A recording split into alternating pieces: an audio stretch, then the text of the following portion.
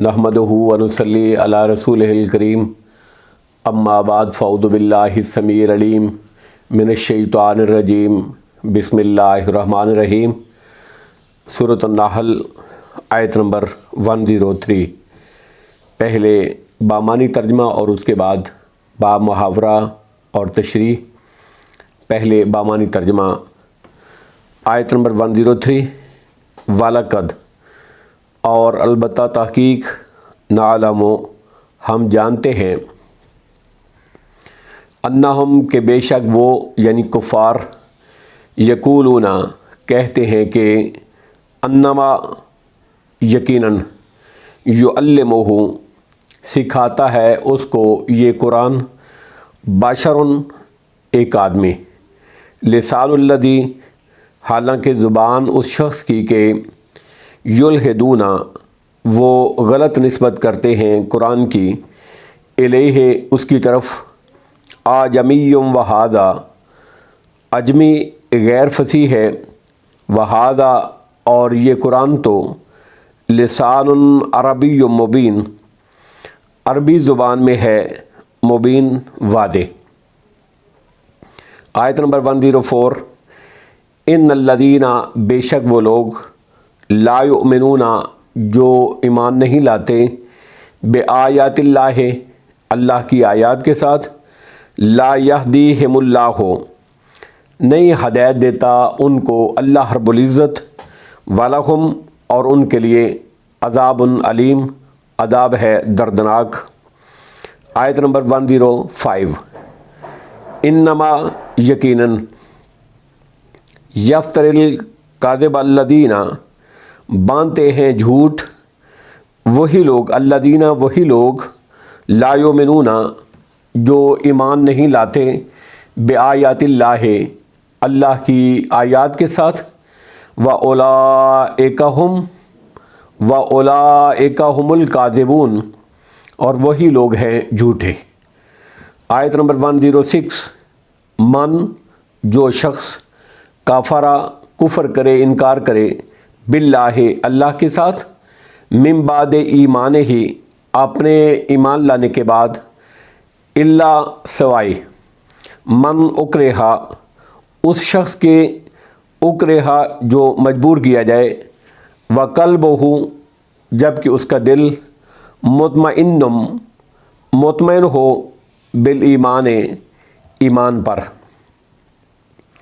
ولیکن من، اور لیکن وہ شخص جس نے، شرح، کھول دیا، بالکفر، کفر کے ساتھ، صدرن، سینہ، یعنی اپنا سینہ اس نے کھول دیا، فعلیہم، تو ایسے لوگوں پر، غضب من اللہ، غضب ہے اللہ رب العزت کا، ولہم، اور ان کے لیے، عذاب، عذاب ہے، عظیم، بہت بڑا۔ آیت نمبر 107۔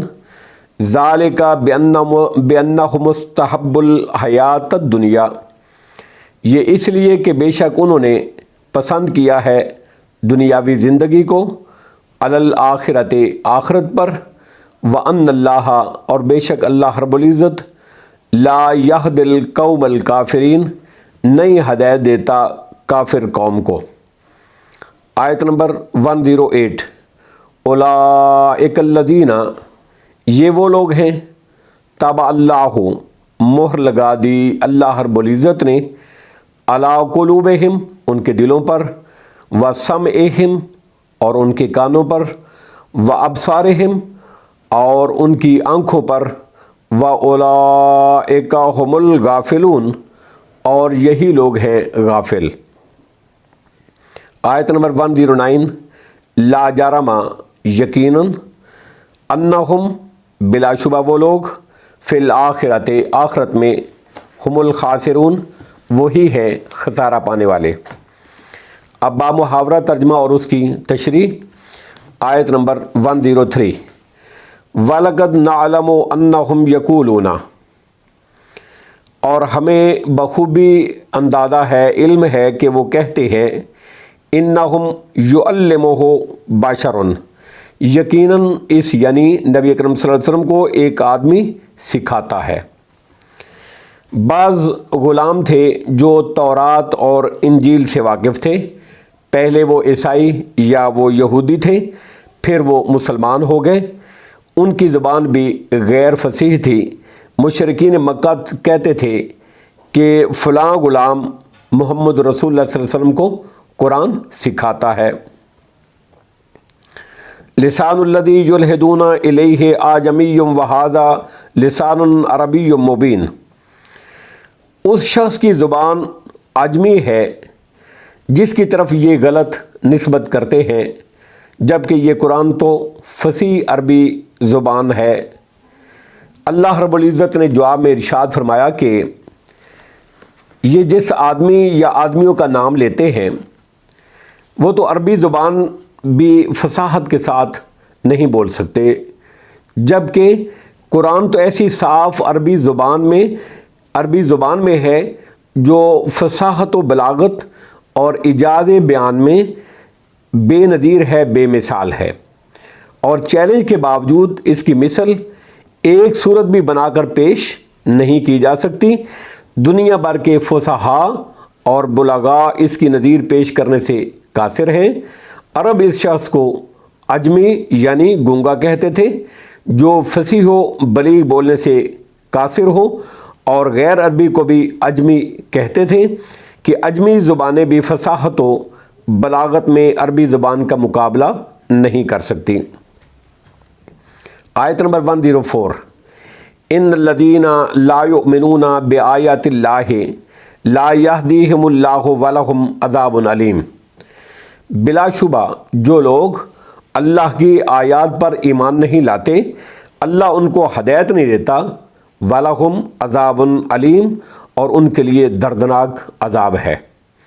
آیت نمبر 105، انما یفتر الکذب الذین لا یؤمنون بآیات اللہ۔ جھوٹ تو صرف وہ لوگ گھڑتے ہیں جو اللہ کی آیات پر ایمان نہیں لاتے، وَأُولَئِکَ هُمُ الْکاذِبُونَ، اور وہی لوگ جھوٹے ہیں۔ اور ہمارا پیغمبر تو، اے نبی اکرم صلی اللہ علیہ وسلم، ہمارا پیغمبر تو ایمانداروں کا سردار اور ان کا قائد ہے۔ وہ کس طرح اللہ پر افطرا باندھ سکتا ہے، جھوٹ باندھ سکتا ہے کہ یہ کتاب اللہ کی طرف سے اس پر نازل نہیں ہوئی، اور وہ یوں ہی کہہ دے کہ یہ کتاب مجھ پر اللہ کی طرف سے نازل ہوئی ہے، اس لیے جھوٹا ہمارا پیغمبر نہیں، ہمارا پیغمبر جھوٹا نہیں، ہمارا نبی رسول جھوٹا نہیں ہے، بلکہ یہ خود جھوٹے ہیں جو قرآن کے منزل من اللہ ہونے کے منکر ہیں۔ آیت نمبر 106، من کفر باللہ من بعد ایمانہ، جو شخص اپنے ایمان کے بعد اللہ سے کفر کرے، الا من اکرہ وقلبہ مطمئن بالایمان، سوائے اس کے کہ جس پر جبر کیا گیا اور اس کا دل ایمان پر مطمئن تھا۔ اہل علم کا اس بات پر اجماع ہے کہ جس شخص کو کفر پر مجبور کیا جائے اور وہ جان بچانے کے لیے قولاً یا فعلاً کفر کا ارتکاب کر لے، جبکہ اس کا دل ایمان پر مطمئن ہو، ایمان سے لبریز ہو، تو وہ کافر نہیں ہوگا، نہ اس کی بیوی اس سے جدا ہوگی اور نہ اس پر دوسرے احکام کفر لاگو ہوں گے۔ ولیکن من شرح بالکفر صدرا فعلیہ غضب من اللہ، لیکن جس نے کفر کے لیے اپنا سینہ کھول دیا یعنی راضی خوشی کفر کیا، وَلَهُمْ عَذَابٌ عَظِيمٌ، تو ایسے لوگوں پر اللہ کا غضب ہے اور ان کے لیے بہت بڑا عذاب ہے۔ یہ ارتداد کی صدا ہے کہ وہ غضب الہی اور عذاب عظیم کے مستحق ہوں گے، اور اس کی دنیاوی سزا قتل ہے۔ آیت نمبر 107، ذالک بأنہم مستحب الحیات الدنیا علی الآخرہ، یہ اس لیے کہ انہوں نے دنیاوی زندگی کو آخرت کے مقابلے میں زیادہ محبوب رکھا، وَأَنَّ اللَّهَ لَا يَهْدِي الْقَوْمَ الْكَافِرِينَ، اور بے شک اللہ کافر قوم کو ہدایت نہیں دیتا۔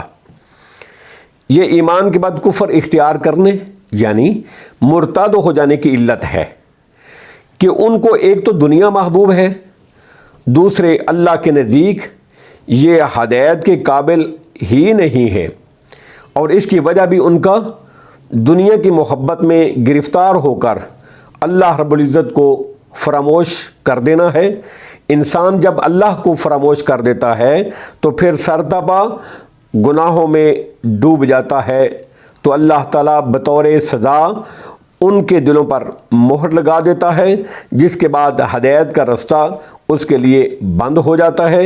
یہ دراصل انسان کے اپنے ہی عمل کا نتیجہ ہوتا ہے۔ وَأَنَّ اللَّهَ لَا يَهْدِي الْقَوْمَ الْكَافِرِينَ، اور بے شک اللہ کافر قوم کو ہدایت نہیں دیتا۔ آیت نمبر 108، أُولَٰئِكَ الَّذِينَ طَبَعَ اللَّهُ عَلَىٰ قُلُوبِهِمْ وَسَمْعِهِمْ وَأَبْصَارِهِمْ، یہی وہ لوگ ہیں، اللہ فرماتے ہیں یہی وہ لوگ ہیں جن کے دلوں، کانوں اور آنکھوں پر اللہ نے مہر لگا دی ہے۔ وَأُولَٰئِكَ هُمُ الْغَافِلُونَ، اور یہی لوگ غافل ہیں۔ یہ وعظ و نصیحت کی باتیں سنتے ہیں، نہ ان کو سمجھتے ہیں، نہ سنتے ہیں، نہ سمجھتے ہیں، اور نہ وہ نشانیاں دیکھتے ہیں جو ان کو حق کی طرف لے جانے والی ہیں، بلکہ یہ ایک ایسی غفلت میں مبتلا ہے جس نے ہدایت کے راستے ان کے لیے مسدود کر دیے ہیں۔ آیت نمبر 109، لا جرم انہم فی الآخرۃ ہم الخاسرون، بلا شبہ یقیناً آخرت میں یہی لوگ خسارہ پانے والے ہیں۔ واللہ عالم بالصواب، وآخر دعوانا ان الحمد للہ رب العالمین۔